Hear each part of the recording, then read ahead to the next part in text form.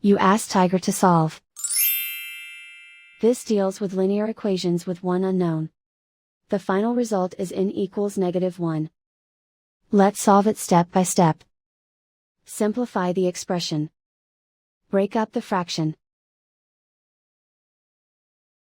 Find the greatest common factor of the numerator and denominator. Factor out and cancel the greatest common factor. Break up the fraction. Find the lowest common denominator. Multiply the denominators. Multiply the numerators. Combine the fractions. Combine the numerators. Group all in terms on the left side of the equation. Subtract n/7 from both sides. Group like terms. Group the coefficients. Find the lowest common denominator. Multiply the denominators.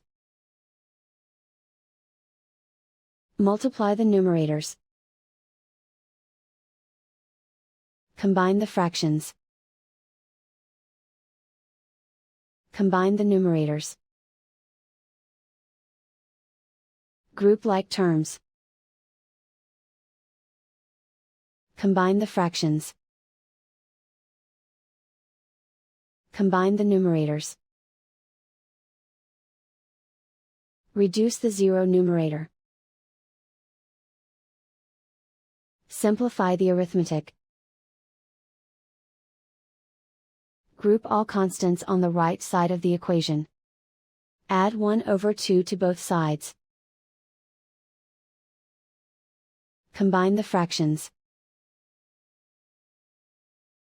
Combine the numerators. Reduce the zero numerator. Simplify the arithmetic. Find the lowest common denominator. Multiply the denominators. Multiply the numerators. Combine the fractions. Combine the numerators. Isolate the n. Multiply both sides by inverse fraction 28/3. Group like terms. Multiply the coefficients. Simplify the fraction. Multiply the fractions. Simplify the arithmetic. And so the final result is n equals -1.